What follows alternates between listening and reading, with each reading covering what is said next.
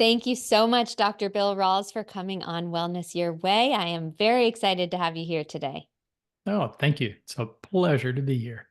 Well, I have been so enthralled by reading your book. I am in love with it, and I would love for you to tell the audience a little bit about you, your background, your book, anything you want to get us started.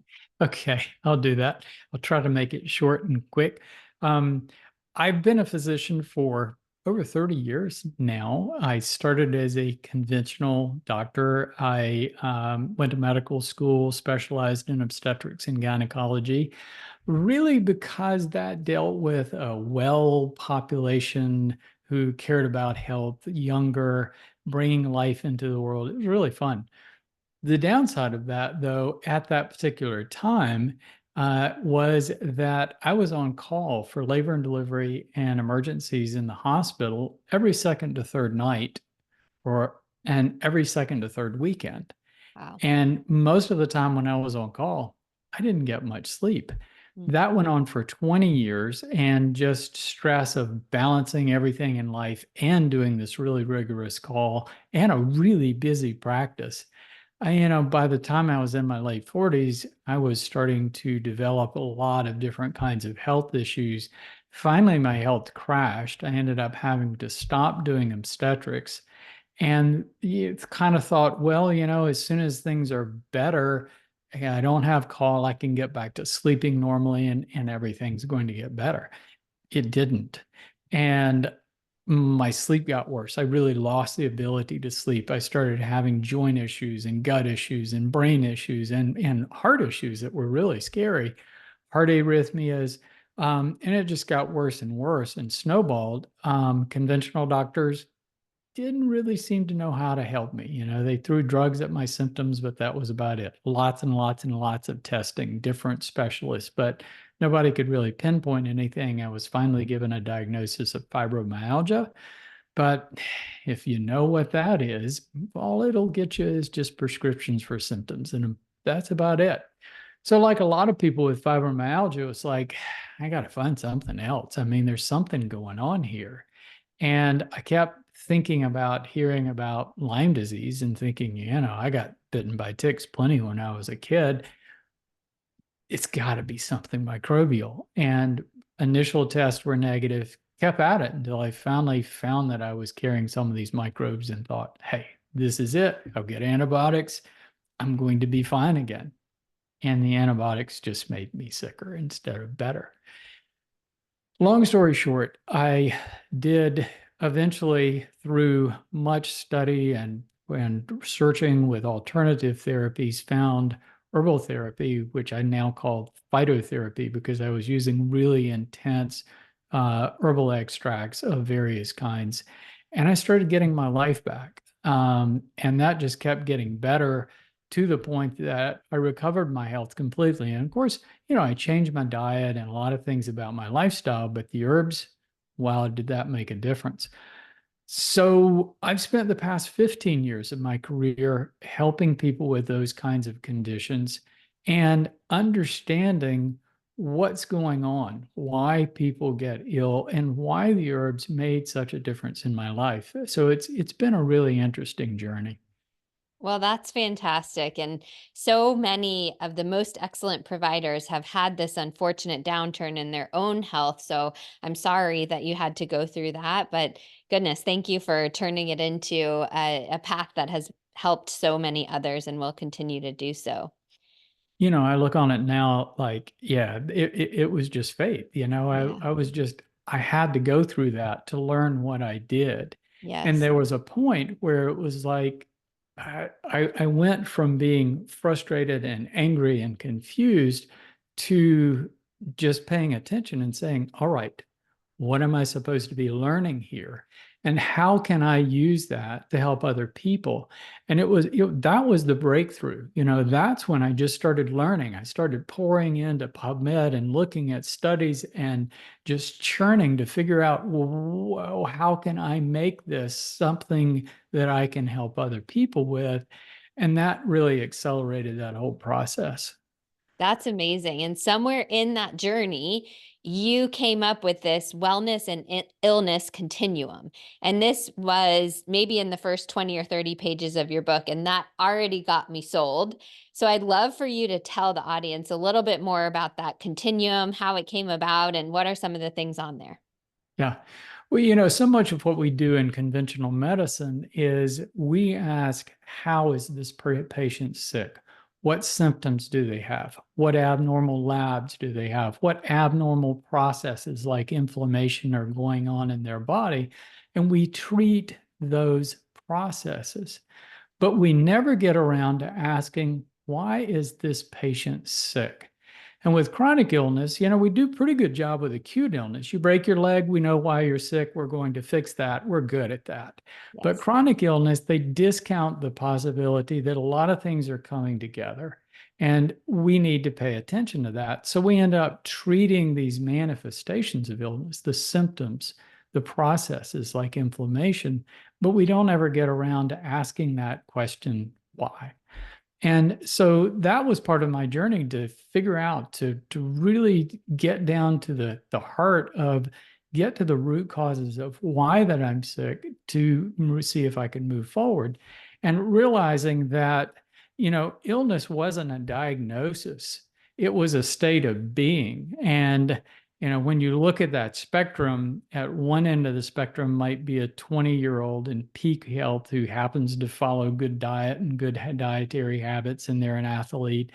Well, that's the peak of health. Yeah, it doesn't last all that long. So none of us are completely 100% well for most of our lives. We all have symptoms that come and go. At the other end of the spectrum is somebody that's kind of at the end of life, that their body is basically not functioning anymore. So what I see is, no matter where someone is along that spectrum, they have the ability to increase their level of wellness. They can do things by by asking that question, why do I have this symptom? Or why am I having this spectrum of symptoms, or that's defined as an illness? What's driving those things? And when you get at those root causes, then you have the ability to kind of move back toward that wellness end of the curve. And I think anyone has that potential at any point in their life. I love that. One of my personal core values is continuous improvement in all things, in health and personal development and business and you name it. And to feel inspired that we can always improve in our wellness on that continuum is just so motivating to me. So thank you for that. But let's talk about the other end of the spectrum to start out, which is what creates illness. And I want to start with diet because that's my favorite. You have a quote. You say, our diet has been stripped of protective phytochemicals through modern farming techniques. I Yeah. think that has so much in that quote. Can you explain this and any other problems you see with our diet? Yeah. Well, that kind of ties it into one reason why I think everybody should be taking herbs every day. And when you look at the modern diet, there's a lot that's going wrong there. It's loaded with carbohydrates, abnormal fats that we really shouldn't be eating, and the wrong ratios of food. Nutrients, it's got better nutrient supply than most people realize. That people aren't dying of vitamin C or different kinds of vitamin deficiencies. So it's covering the basics, but it's an overload of carbohydrates and fats that aren't good for us. So when I look at the diet, it's not necessarily nutrients I see missing as much as I do these things that we call phytochemicals. So phytochemicals are chemicals that plants produce to protect themselves, specifically to protect their cells. So all living organisms have stress. The world, it's just living in this world. It's a mixed bag of things that promote life and things that challenge life. And so all living things have to deal with free radicals and toxic substances and radiation, but especially microbes. microbes of every variety. So every living organism has to have a defense system. We have in our immune system. Plants have the sophisticated chemical defense system. But it's not just for microbes. It neutralizes free radicals and toxic substances of every variety and radiation, just about every stress factor that we could be exposed to, plants are being exposed to, and they're making this chemical solution. But also, plants have they're regulating their cellular function. So they're multicellular organisms like we are. So chemical messengers, hormones, other signaling agents. These are things that we use to coordinate cellular functions in our body. We're all made of cells. And so plants are doing that same thing, and they're using a lot of the same chemical messengers and hormones and things that we are. So when we take a plant, certain plants are actually going to augment what we're doing in balancing our stress hormones. So when we're taking an herb, we're getting that defense and regulatory system of the plant. And when we take that in, it's having that effect on our cells. It's protecting our cells from free radicals and toxic substances and microbes of every variety. So you're boosting all of your own cellular defenses with those of the plant, and that can be very powerful. But we're not getting it in our modern food supply. So if you go back 50,000 years, for hundreds of thousands of years, humans ate a forage food diet. They ate about 2/3 plants matter, but an average human on the face of the earth that far back, pre-agriculture, was eating up to 500 different plants in a year. So we're Wow. eating maybe a couple of dozen, Yeah. 500. But they were eating the raw wild plants. So they were getting all of these protective phytochemicals that were rich and robust within the plant. So they were getting all this stuff. We don't get that anymore because our food plants are cultivated to produce calories. Mhm. And by doing that, by cultivating our plants, we de-stress our plants. We use pesticides and herbicides and we protect them from stress. And in doing so, we've downregulated all those protective chemicals in our food plants. Now, not to say that eating celery and broccoli and all of our vegetables is really good for you. You do get a lot of that phytochemistry, but not as much as their wild predecessors. But the other thing is, we eat a lot of grains and a lot of beans, and that has the lowest concentration of these phytochemicals of anything else you can eat. So we're just that I see as one of our biggest dietary deficiencies is not getting these things. And it's a really big argument for why each of us ought to be taking a regimen of herbs every day. Yes, really great point. So I'll summarize what I heard as the two major factors here as number one, we're getting too many grains, beans, and I would add certainly processed food, processed sugar, chemically stuff. We're getting too much of that. But then even when we are getting the vegetables, which are, they do still retain some nutrients. I want everyone to hear that. Don't stop eating your vegetables. But let's say that zucchini that I get that's perfectly shaped and huge and nothing on its skin, none of that. Well, it makes you think that plant didn't have to go through very much stress. It was probably Correct. given who knows what chemicals to protect it from all this stuff. So it did not generate its own defense mechanisms, which would have helped me if I had eaten that 50,000 years ago or whatever. And that is why we need some kind of supplemental phytochemistry through herbal medicine. Is that true? Yeah. And that big juicy zucchini is going to have some of those chemicals still in it. So you go to the grocery store and you look and go, well, those organic zucchinis are kind of scrawny looking and they Yeah. don't look quite as good. There's a reason for that, but they're actually better for you. Yes. Yes. Absolutely. Thank you for all of that great information. Let's talk about one of these other aspects on the illness continuum, which is stress. And when I say stress to people, they think only of mental stress, which is a huge part of it.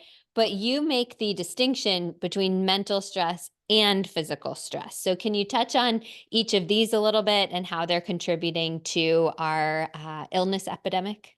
Yeah. Well, here we're getting down to the title of my book, The Cellular Wellness Solution. So along the way, I recognize that if you want to simplify something, break it down to its smallest functional unit. So in the medical system, we break things down into systems and systems are made of organs. And so it's really complicated because you got all these processes going on in all these systems, so much that we have to have cardiologists and pulmonologists and rheumatologists and all of these different doctors. But that's not the simplest unit in the body. The simplest unit is a living cell. So all of our cells you can think of as like microscopic machines that have a job. So your heart cells, they're working away pumping our heart. Thyroid cells, they're producing thyroid hormone. Brain cells, they're firing impulses. So everything that happens in the body is done by cells. So when you look at a cell, you go, all right, I've got these little microscopic machines. What are the specifications to keep that machine operating properly? So when you look at it from that point of view, all cells in the body need 5 things. Every cell.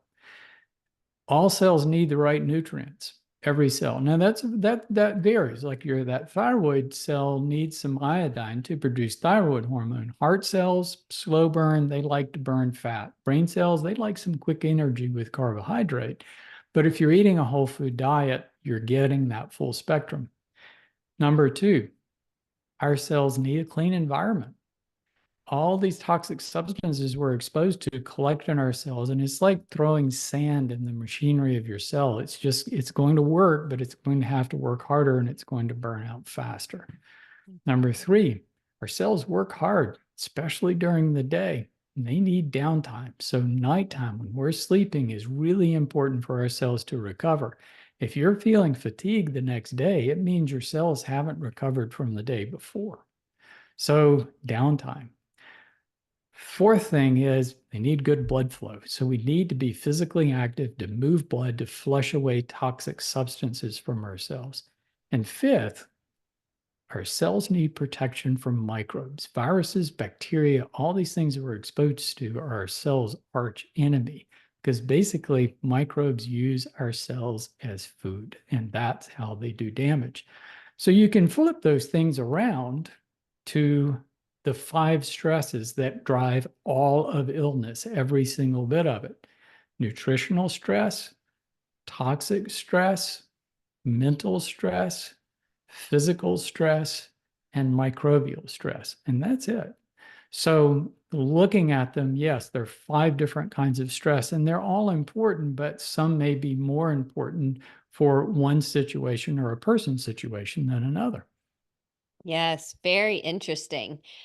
I think the one that people of those 5 that people will be least familiar with is microbial stress. And this was a big part of your journey and I think is maybe part of more people's journey than they're aware of because these microbes, every human has microbes. I mean, it's impossible and bad to not have any microbes. So we all have some, but when they get out of balance or when they become stronger than our own cells and they're using our own cells for food, we can start having some problems. So, can you start with the basics? Like, what do you even mean when you say microbes for someone who might be unfamiliar? And then, what symptoms might someone be feeling if they're having an issue with this? Yeah.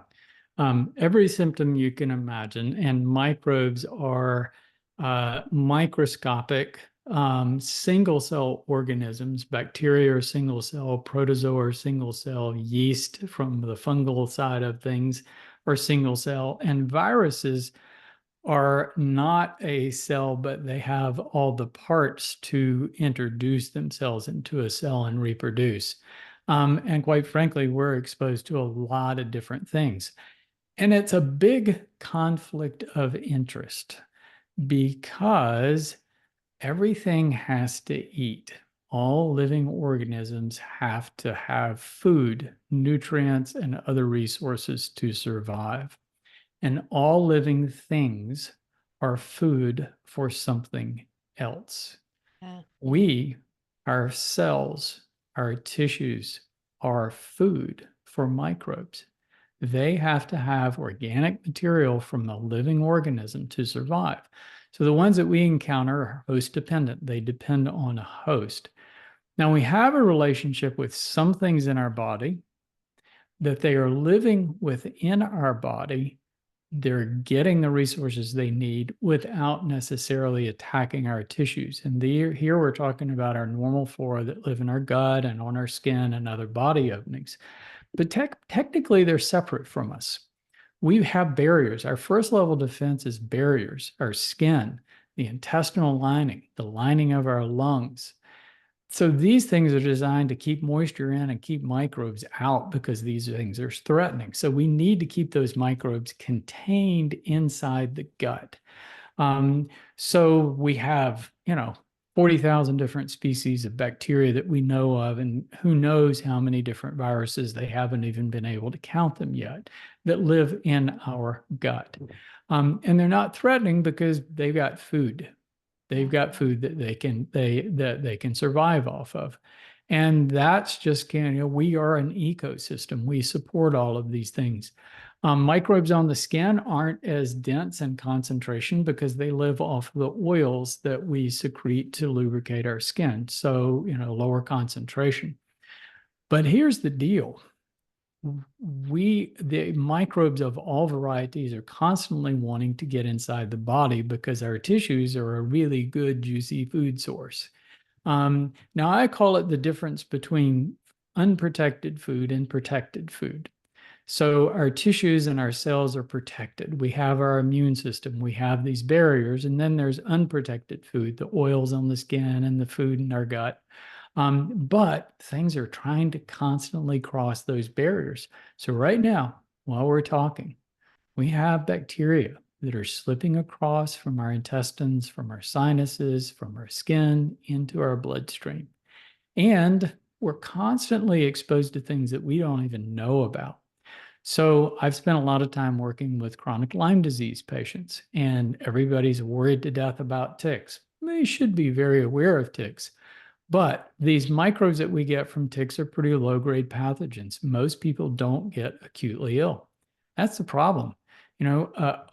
Some things like COVID, well, you kind of know if you have it. But most people who get tick bites, they don't even know it's happened. The tick drops off, and these bacteria get into your system. And most people don't get sick. 95% of the people that I talk to with chronic Lyme disease don't remember getting sick around the time of a tick bite. But just because you don't have symptoms doesn't mean that they can't do damage, that they don't do harm. These things are very stealthy. So it's the low-grade pathogens that really get us because these things from our gut, from our skin, from tick bites, from putting things in our mouths from when we were kids, from being nipped by a hamster or scratched by a dog or a cat, all of these things were opportunities for microbes to enter our bloodstream.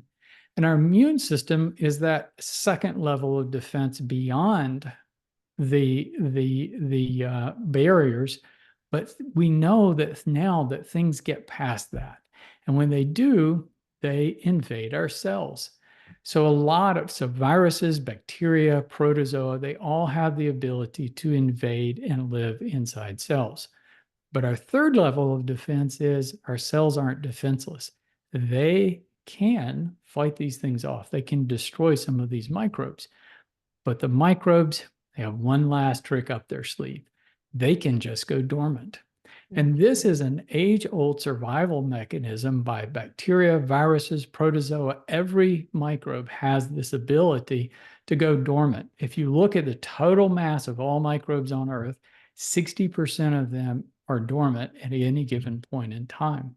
Wow. So dormancy, microbe dormancy is a really important survival mechanism, and they can go dormant inside of our cells.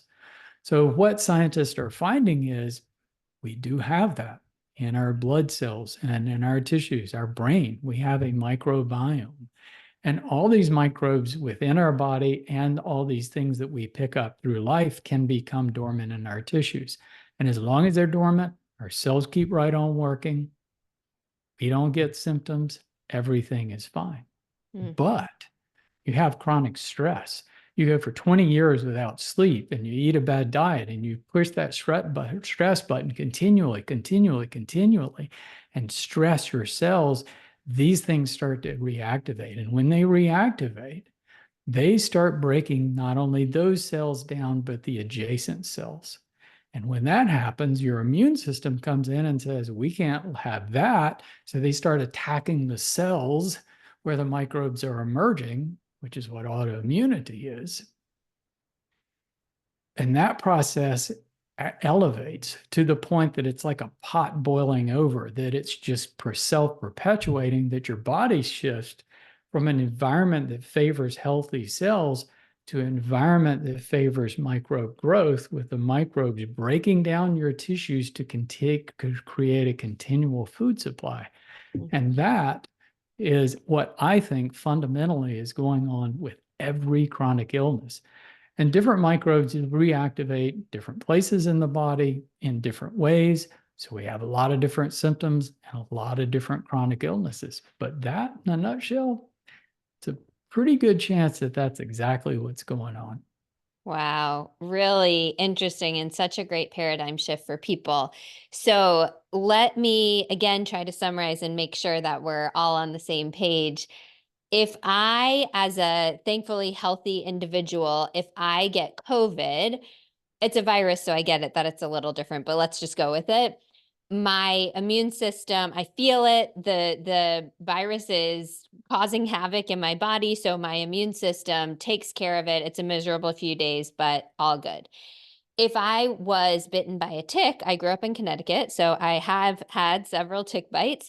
If I was bitten by a tick, it's possible that the Borrelia in this case could just be dormant in my cells, and they're waiting for a period when my cells are so unhealthy because I'm chronically stressed or undersleeping or undernourished or poorly nourished or whatever else. Then they're going to activate and take advantage of this time when my cellular health is low. Then they're going to wreak havoc. And because already I'm unhealthy, it might spiral into an autoimmune condition and or various other conditions. Is that That that an okay synthesis? that's the theory, and that's the theory of a lot of scientists coming around the world. The issue so far, though, is defining that. And Yeah, it's hard because we can't chop up healthy people and look inside their cells very easily. You know, right. we don't do highly invasive biopsies of people's brains that aren't having any symptoms and other tissues in their body. So it's hard to define. I would suspect that, yeah, if you chopped up everybody in New England, you'd find that a very high percentage of people were carrying these microbes. And we don't know, you know, we're putting together which microbes do, which microbes don't. It's like so far they haven't found evidence that the SARS virus becomes dormant inside cells, but they're speculating that it is possible. But what Interesting. does happen in people is you get that challenge from something like a COVID infection, and that allows reactivation of other things. So it's not Yes. unusual that people have reactivated Epstein-Barr virus and other kinds of microbes. And so when we look at the tick-borne microbes, there's a lot we don't know. I mean, Right. they found that one tick species carries over 237 different families of bacteria, and we don't know what most of them do. Wow. And that's true with so many of the things that are passing into our body and entering our cells. There's even speculation that some of these things that may be crossing from the gut or skin or that we're picking up actually have a symbiotic effect with our cells, that our cells need them to function properly. Mm. So we're still on the learning stage at that time, but if all the science comes together that proves this theory to be correct, it's going to totally upend our understanding of chronic illness. But even in its very basic form, it provides a really elegant explanation for any chronic illness. I mean, you know, you start looking at the underlying stress factors and the possibility of what microbes someone has been exposed to in their lifetime, and you start to piece together exactly why they're having the symptoms that they are. Yes. Really interesting. So now people are like, oh my goodness, there are microbes all over the place. I'm going to get sick. And the truth is, no one chooses to get a tick bite or chooses to get COVID or whatever. We will Right. encounter these microbes. But let's talk about the section in your book, which is titled Defend. We're learning by reading how to defend our bodies and keep our cells healthy so their defense mechanisms are strong. Can you offer us some tidbits or tips from that section? Yeah, I think it's just really important to keep our vigilance up without being paranoid about it. I mean, I do everything I can to keep myself from getting tick bites, but at the same time, I'm not paranoid about getting a tick bite. So in the summertime, protecting yourself the best you can from keeping yourself from getting a tick bite.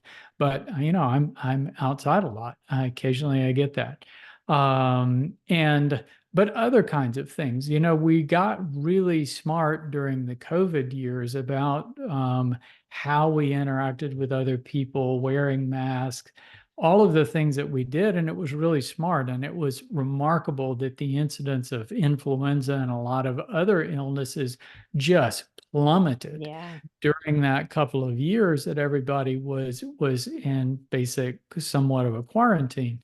And I'm not suggesting that we have to live that way, but do think about the fact that, yeah, there are a lot of microbes that are floating around. Now, fortunately, the vast majority of these things that people are exposed to in life have a low potential to cause serious acute illness. And it's because they're so common that our great ancestors were exposed to them, and we have built-in immunity to most of the things. But some of them are going to get into our system. So keeping ourselves healthy is really important. Just good health habits, good dietary health habits, keeping your stress down, exercising, getting adequate sleep, protecting yourself against all the toxic substances that are floating around out there.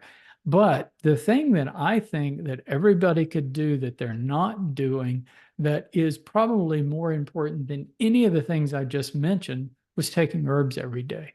Because every herb you take has antimicrobial properties. It's like giving your immune system and all of your defenses this enormous boost. But the cool thing about herbs, unlike an antibiotic indiscriminately kills all bacteria. But the herbs, it's a system that has intelligence. So when you take an herb, it's selective for pathogens, but it doesn't disrupt normal flora in the gut. In fact, I've found that taking herbs does a better job of balancing the gut microbiome than probiotics or anything else that I've seen. So taking an herb can really reinforce your defenses without adding a penalty that you would find, taking some kind of a drug. Yes, fantastic. And the world of herbs is so huge, but thankfully you've done so much of the research and compiled some of your favorite herbs and some of the highlights on those in your book, The Cellular Wellness Solution. And you have a line of herbs that people can buy. But I'd love for you just to choose maybe a couple of your favorite herbs. I'm sure that's like choosing your favorite kid or pet or whatever. But talk to us about the power of one or two of the herbs that you've studied. Yeah.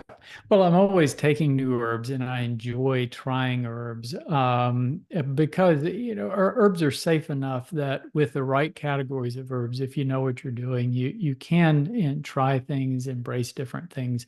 So that's part of my learning journey. But there are things that everybody ought to know about that are pretty simple. Herbs called adaptogens are very important because they have the potential to balance stress hormones, protect our cells, balance our immune system functions, provide some antimicrobial properties, but they really have no drug-like effects. And one really nice adaptogen is rhodiola, native to Siberia, but it's also found in the Appalachian Mountains. So, plants get around. That's a really nice herb. Turmeric is a very nice herb for protecting us from inflammation. It's good for arthritis, can help protect against dementia and a lot of other issues. It's not just plants. Many of our mushrooms have similar properties. So, reishi mushroom is a really nice mushroom that is considered an adaptogen. It also has been studied and it has some of the most potent anti-cancer properties that we know. And probably a lot of that is because many cancers have connections to microbes. So it's really important. In fact, every herb I've ever studied, every I've been able to find information that has documented anti-cancer properties. Another really important reason to take herbs. So those are a few basic ones. Now moving over to herbs that have a little bit stronger antimicrobial properties that we use for helping people with various kinds of chronic conditions. Japanese knotweed. That's it's an invasive in a lot of people's gardens, but it's an extraordinary antimicrobial herb with adaptogenic properties. Also has resveratrol, that substance we find in wine. Well, there's even more in Japanese knotweed, great for your heart. Um, Chinese skullcap. People have asked, well, if you could only have one herb, what would it be? It would be Chinese skullcap because it's a Wow. great antimicrobial, adaptogenic properties, has immune modulating properties that are exceptional, just balancing immune system functions, keeping down parts that are overactive and boosting parts that are underactive. So that's a really nice herb. Cat's claw is very good. The Amazon has many really wonderful herbs. So those are just a few that I mentioned in the book that are really good. That's amazing. So if someone just wanted to start not with all of those, but with one or two that was best for them, would you direct them to your website? Does that have information to help them choose, or to the book, or both? Both, our website, we do have combinations of products. So any herbalist will tell you that you get a lot more benefit if you're taking a composite of herbs that work together. So herbal formulas are something that's been always used in herbal traditions. It's like you get this synergy that's just a lot more than the single herb. So herbal formulas have anywhere from three to up to a dozen different herbs in them. And getting that synergy can be really important to get the full value. So typically I'm using formulas that I've been working on for almost 2 decades now. That's incredible. And you have been so generous to offer us a discount code, which we'll put in the show notes for people. So thank you for that, for anyone who wants to head over there. As we wrap up, I'm always just personally curious, and I know the audience is as well, for health pioneers in the field. I'd love to hear a little bit more about your routine, having gone through health challenges and now on the other side. What are one or two things that you do on a daily basis or regular basis that make you feel your best? Yeah. I try to really pay attention to those five categories of stress. And that's really important for anyone. That's a hard learned lesson. By the time Yes. I was 50, I thought I was reaching the end of my life. And now Mm. at 67, I'm still doing things like kiteboarding and pretty Wow. vigorous exercises. So I'm pretty careful about my diet. I eat a whole food diet. I try to eat more vegetables than anything else every day. Yes. I'm really particular about trying to get a full 8 hours of sleep. My minimum exercise is walking 3 miles every day. Amazing. And pretty conscious about environmental toxins just to try to minimize as much as possible.